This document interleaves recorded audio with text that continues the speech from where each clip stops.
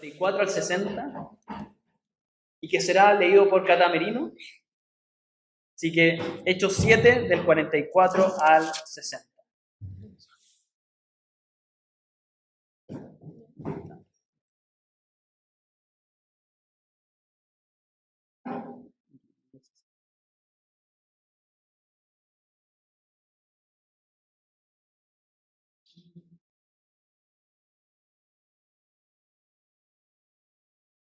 Nuestros antepasados tenían el desierto en tabernáculo del testimonio hecho como Dios.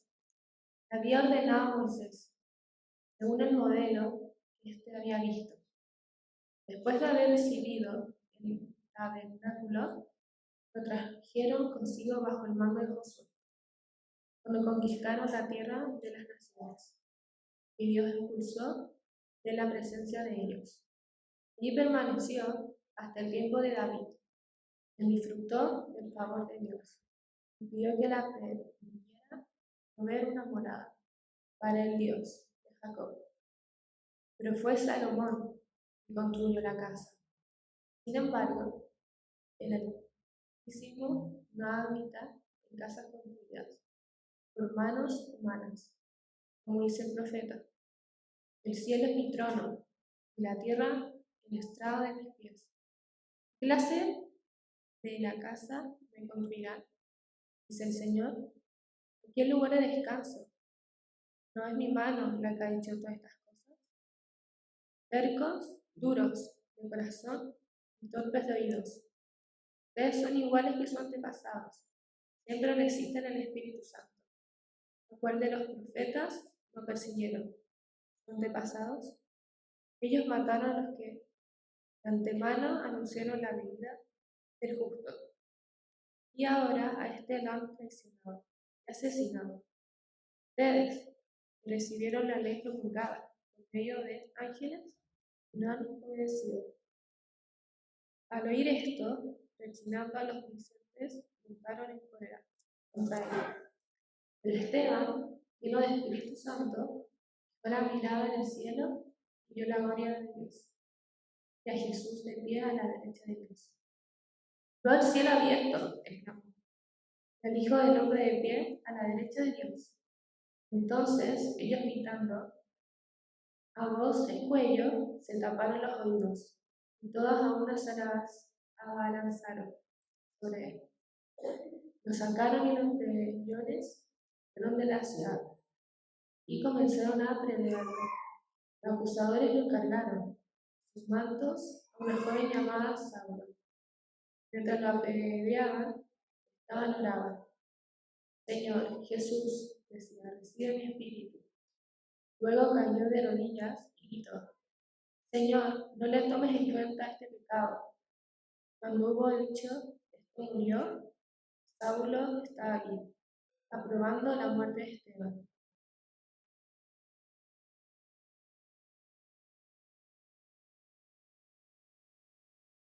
Cuando hubo dicho esto, murió.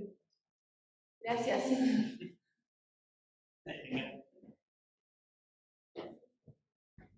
Muchas gracias, Cata. Esto es palabra del Señor. Amén. Bueno, hermanos, para los que no me conocen, me llamo Gabriel y hoy día tengo el enorme privilegio de poder exponer la palabra del Señor. Esteban, un respetado seguidor de Cristo, que se le conocía por hacer señales y prodigios y por hablar con gran sabiduría entre el pueblo, ha sido arrestado por los líderes judíos. La razón, como ninguno de estos opositores le había podido hacer frente a Esteban, quien hablaba con gran poder del Espíritu acerca del reino de Dios, influenciaron a unos hombres a decir que este seguidor de Jesús blasfemaba contra Moisés y contra Dios. Así es como logran arrestarlo y llevarlo ante el Concilio Supremo, el Sanedrín, donde mismo llevaron a Jesús cuando fue detenido. Delante de este concilio, los testigos falsos declararon que habían escuchado a Esteban hablar en contra del lugar santo y en contra de la ley. Lo acusaban de decir que Jesús destruiría ese lugar y cambiaría las tradiciones del pueblo judío.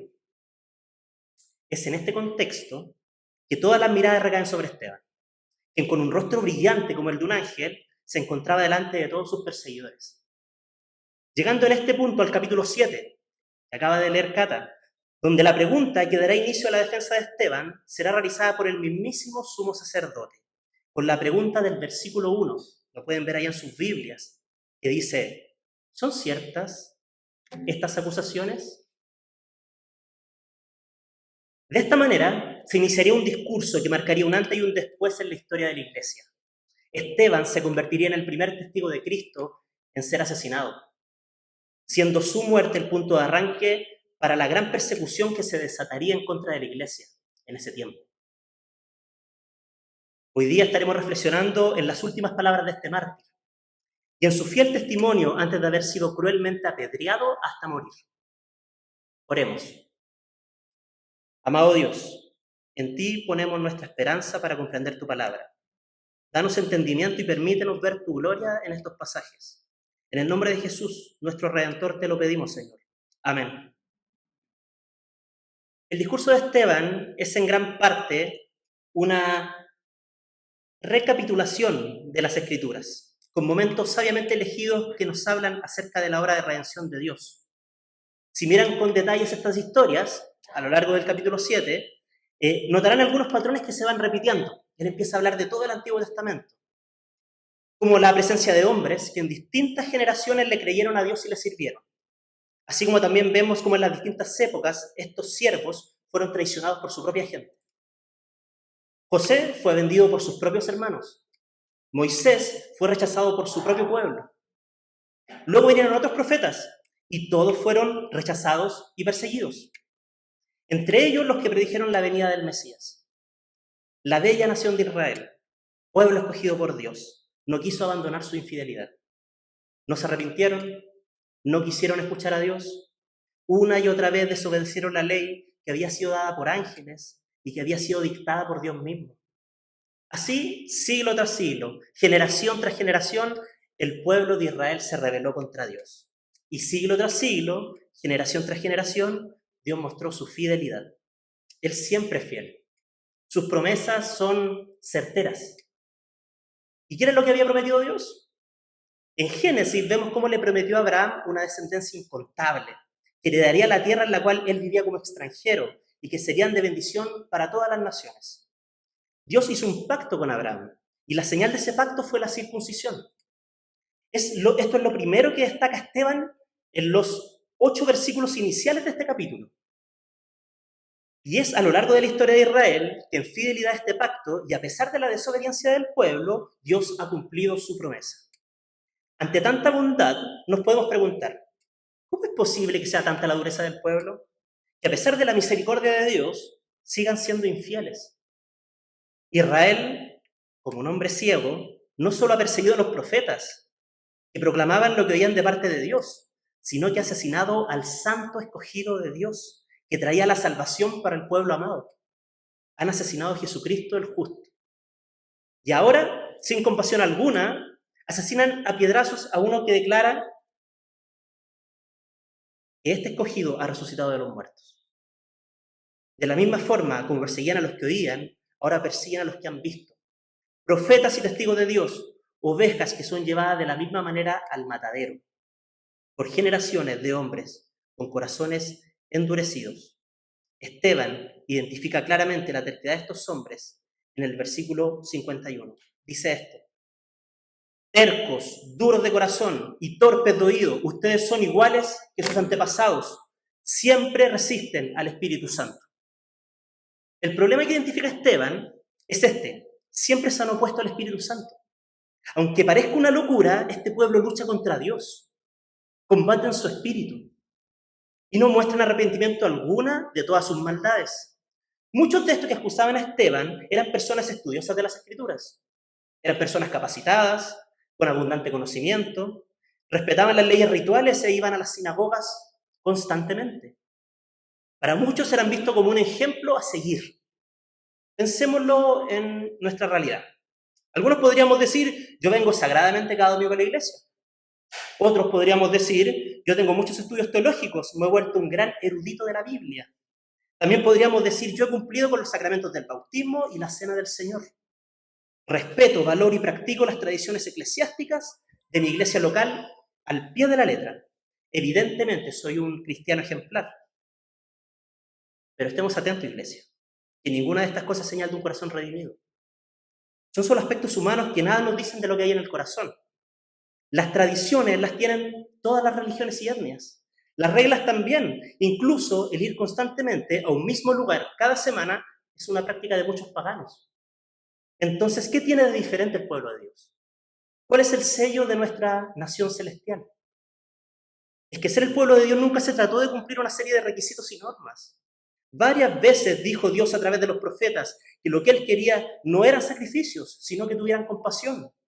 Asimismo, hoy, ser parte de su pueblo no se trata de cuán disciplinados seamos, ni de cuánto dinero ofrendemos. Al final del capítulo 2 de la carta a los Romanos, Pablo describe cómo es el verdadero judío, cómo es el verdadero creyente. Miren lo que dice. Lo exterior no hace a nadie judío, ni consiste la circuncisión en una señal en el cuerpo. El verdadero judío lo es interiormente, y la circuncisión es la del corazón, la que realiza el espíritu, no el mandamiento escrito. Al que es judío así, lo alaba Dios, y no la gente. La realidad, hermanos, es que no hay nada que podamos hacer nosotros para ser salvos. No importa cuán estrictos y devotos seamos. No importa cuánto logremos disciplinar nuestros cuerpos. Esto no nos hará justos, no nos librará de la condenación. Pero ahora, hermanos, tal como se prometió tiempo atrás en los escritos de Moisés y de los profetas, Dios nos ha mostrado cómo podemos ser justos ante Él sin cumplir con las exigencias de la ley. Dios nos hace justos a sus ojos cuando ponemos nuestra fe en Jesucristo. Y eso es verdad para todo el que cree, sea quien fuere, pues todos hemos pecado, nadie puede alcanzar la meta gloriosa establecida por Dios. Sin embargo, en su gracia, Dios gratuitamente nos hace justos a sus ojos por medio de Cristo Jesús, quien nos liberó del castigo de nuestros pecados. Pues Dios ofreció a Jesús como el sacrificio por el pecado. Las personas son declaradas justas a los ojos de Dios cuando creen que Jesús sacrificó su vida al derramar su sangre. Ese sacrificio que muestra a Dios, este sacrificio muestra que Dios actuó con justicia cuando se contuvo y no castigó a los israelitas infieles que pecaron en el pasado, porque miraba hacia el futuro y de ese modo lo incluiría en lo que llevaría a cabo en el tiempo presente. Dios hizo todo esto para demostrar su justicia porque Él mismo es justo e imparcial y a los pecadores los hace justos a sus ojos cuando creen en Jesús. Es la transformación del corazón lo que diferencia al creyente de cualquier otro religioso en el mundo. Es la presencia del Espíritu de Dios lo que nos hace ser la luz del mundo y la sal de la tierra. Es el Espíritu de verdad que habita en todos aquellos que han puesto su fe en Jesús. En otras versiones, esa frase que sale ahí, duros de corazón y torpes de oídos, se traduce como incircuncisos de corazón y de oídos. Estos hombres solo cumplían reglas, mas no amaban a Dios ni tampoco a su prójimo. Querida iglesia, si nuestro deseo es ser luz para las naciones, debemos estar unidos en un mismo espíritu, ser un solo cuerpo, donde la cabeza que nos lidera es Jesucristo. Todo lo demás que hagamos debe ser una consecuencia de querer alcanzar esta unidad. Así que evaluemos nuestras motivaciones, examinemos nuestros corazones, pidamos constantemente a Dios que nos muestre cualquier intención pecaminosa que pueda haber en nosotros, para que podamos ser moldeados por Él y así no llegue el día en que miremos nuestra vida cristiana y solo veamos una religión vacía que se ha vuelto un mero hábito, una simple costumbre. Nuestro Dios nos ha llamado a cambios más profundos, no superficiales. Ahora bien, si el Señor espera que el pueblo tuviera un cambio en su interior y no que solo cumpliera leyes, entonces, ¿qué sentido tenía que la ley de Moisés tuviera todos estos ritos y exigencias? Bueno, esto es algo en lo que estuvimos reflexionando como iglesia hace un tiempo atrás. En el libro de Hebreos, capítulo 10, versículo 1, dice así: la ley es solo una sombra de los bienes venideros, no la presencia misma de estas realidades. Por eso nunca puede perfeccionar a los que se acercan para adorar mediante los mismos sacrificios que se ofrecen sin cesar año tras año. Todos los rituales establecidos en la ley de Moisés, como los sacrificios, los ritos de purificación, las vestiduras sacerdotales e incluso la circuncisión, eran representaciones de realidades celestiales, cosas visibles para explicar las invisibles. Eran sombras de un reino celestial que sería acercado finalmente por Jesús, el Hijo de Dios. Mientras que, por otro lado, las leyes morales expondrían el corazón injusto y pecador de todos los seres humanos. Darían la evidencia de nuestra necesidad de un Salvador. Los falsos testigos decían que Esteban anunciaba que Jesús destruiría ese lugar, cuando la verdad es que ese lugar visible apuntaba a un lugar invisible, la ciudad de Dios, la verdadera Jerusalén. Estuvimos cantando sobre la ciudad de Dios hoy día. Los testigos falsos decían que Esteban enseñaba que Jesús cambiaría las tradiciones establecidas por la ley de Moisés, cuando la verdad es que todas estas leyes contaban la gran historia de redención llevada a cabo por nuestro Señor Jesús. Pero como niños aferrados a su juguete favorito, estos líderes religiosos no querían abandonar aquello de lo cual además podían jactarse. Querida iglesia, las cosas visibles son pasajeras, pero las invisibles son eternas. Entonces, ¿en cuál nos deberíamos enfocar? En las invisibles, por supuesto. Porque hemos sido llamados a vivir por la eternidad junto con nuestro Señor. Esa es nuestra esperanza. ¿Qué sentido tiene darle tanto valor a lo que solo será temporal? Si hemos sido predestinados para vivir eternamente con Cristo. La verdad es que nos cuesta enfocarnos en los invisibles. Nuestro corazón engañoso y ante cualquier descuido nos lleva a poner la mirada en cosas sin valor, en cosas vanas. Aparecen afanes y pareciera que todo es gravoso y agotador. Quiero leer la Biblia, pero tengo muchas cosas que hacer. Quiero orar, pero se me está haciendo tarde para cumplir con mis responsabilidades. Me encantaría ayudar a mi hermano que está hoy pasando necesidad, pero estoy ocupado, así que mejor lo ayudo mañana. Sin darnos cuenta, nuestra mirada se empieza a torcer y de un momento a otro Dios pasa a ser nuestra última prioridad. Y su reino, algo en lo que ni siquiera pensamos. Un verdadero discípulo de Jesús no es aquel que solo quiere escucharlo, tampoco es aquel que solo quiere entenderlo. Un verdadero discípulo de Jesús quiere ser como Jesús, quiere parecerse a Él. Y si hay algo que Jesús hacía constantemente, era poner su mirada en el reino eterno. Lo demuestran sus palabras y también sus acciones. De hecho, de principio a fin, toda la Biblia está indicando el reino de Dios, que tiene su dimensión más sublime en el Rey de la Gloria. Esteban solo está anunciando lo que el Espíritu de Dios, el gran vocero eterno, ha testificado por generaciones a través de la ley y de los profetas. Cada palabra escrita en los libros sagrados fue inspirada por el Espíritu de Dios. El Espíritu Santo es el gran sello de los escogidos y quien ha dado fiel testimonio de la fidelidad de Dios. Iglesia, el Espíritu Santo de Dios habla a través de la palabra. Y el Espíritu ya ha dado su testimonio. Él es el testigo verdadero. Y en todos aquellos en los que mora, hará brotar de sus labios las verdades que conoce.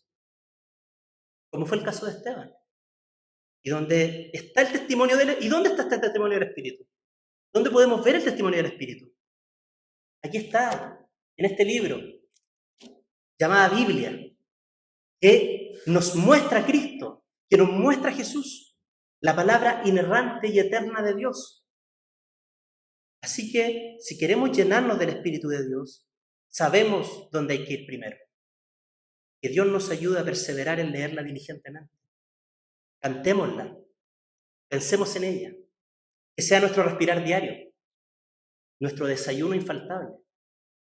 El testimonio de Esteban en este crítico momento fue proclamar la verdad de las Escrituras. Lo pueden comprobar en los primeros 50 versículos de este capítulo, lo pueden comprobar en el 90% del discurso. Él está exponiendo la palabra de Dios. Hoy les quiero confesar algo cotidiano que me cuesta un montón. A mí me cuesta tomar agua, más si no tengo sed, se me olvida en verdad. Hay veces en que puedo pasar un día entero sin beber agua porque no me ha dado sed. Tengo claro que eso no le hace bien a mi cuerpo y que sin tomar agua literalmente no puedo vivir. Por eso le hacen un gran bien a sus cuerpos a aquellas personas, como mi amada esposa, que disciplinadamente se hidrata. Algunos dicen que si te haces el sabio de beberla, o sea, si te haces el hábito de beberla, tu cuerpo se acostumbrará y te será más fácil acordarte.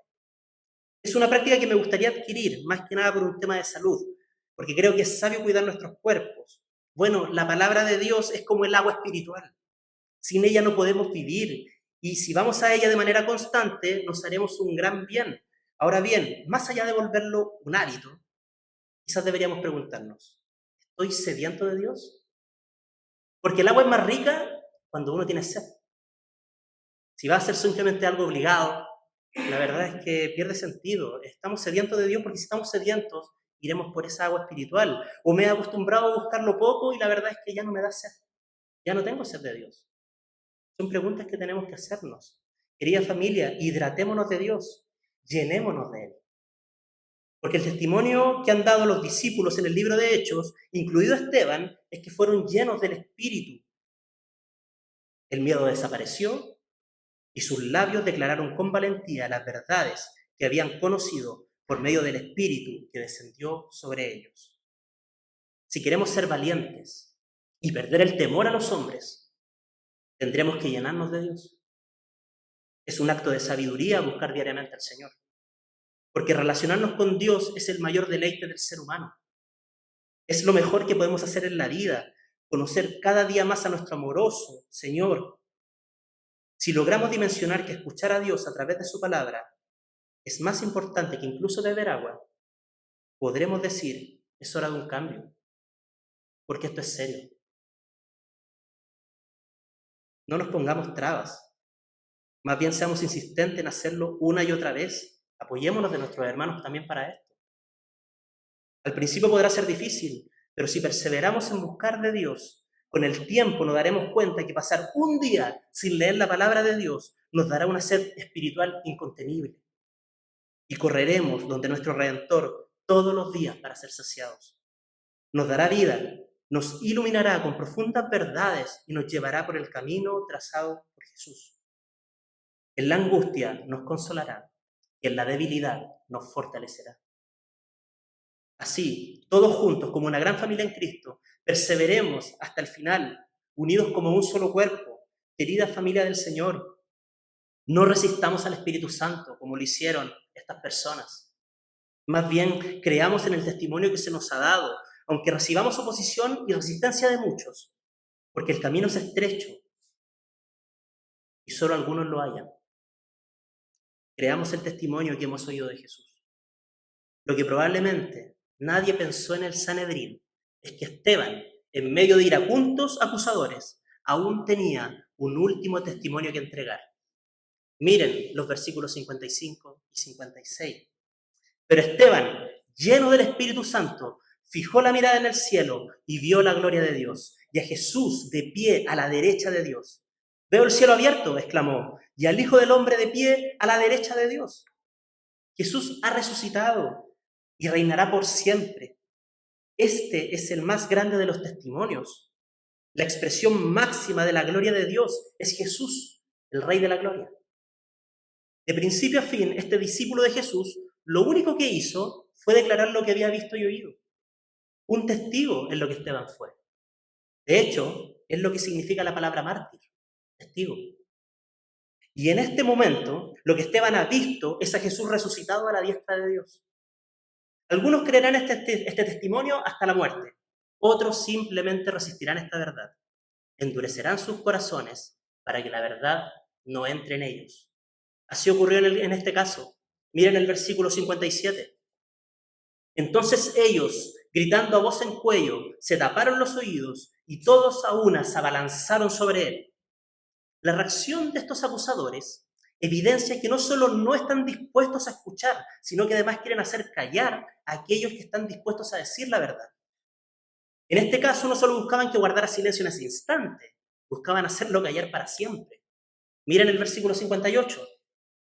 Lo sacaron en pellones fuera de la ciudad y comenzaron a apedrearlo. Los acusadores encargaron sus mantos a un joven llamado Saulo. Ahí puse una imagen significativa de Saulo con la vestidura de los sacerdotes en sus pies. Podrán notar, claramente el objetivo era asesinarlo.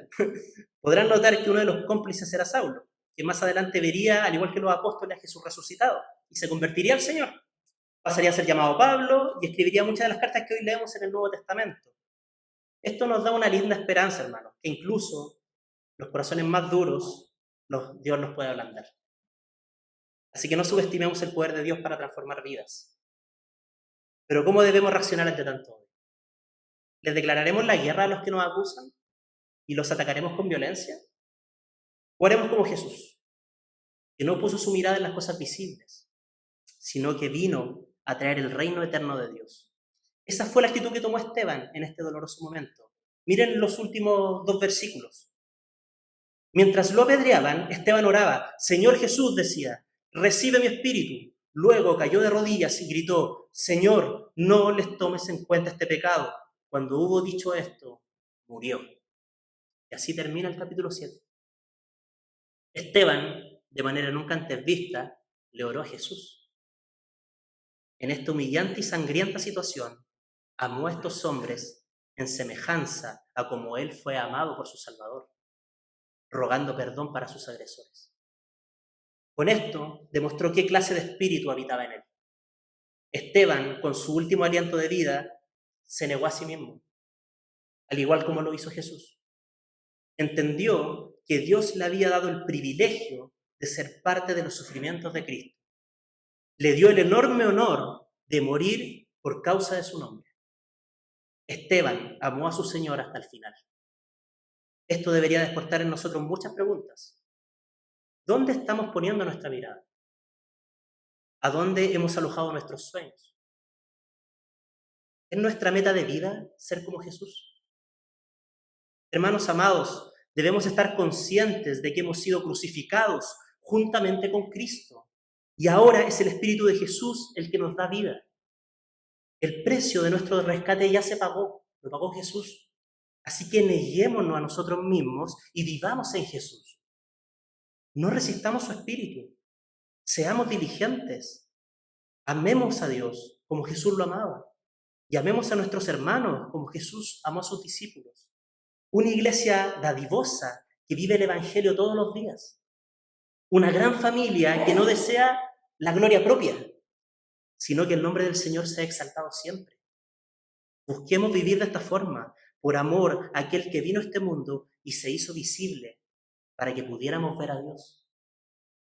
¿Qué testimonio tenemos para dar nosotros? ¿Qué hemos conocido de Dios? ¿Hemos visto su gloria?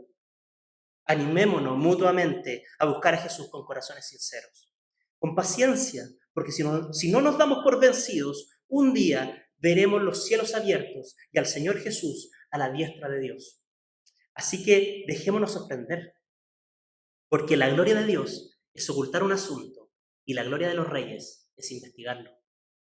Hermanos, corramos hoy a su palabra y no nos despeguemos de ella nunca más.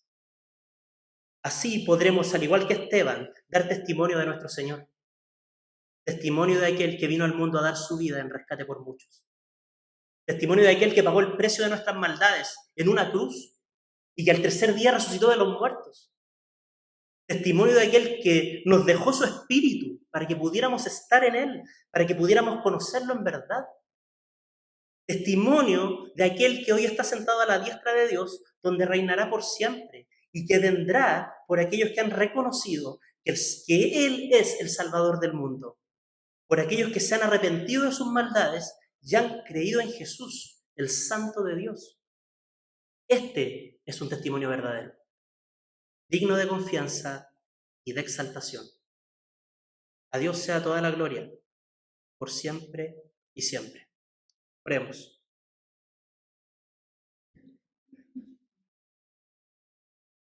Padre Santo, te rogamos que ablanden nuestros corazones, para que tu palabra pueda atravesar hasta lo más profundo de nuestro ser.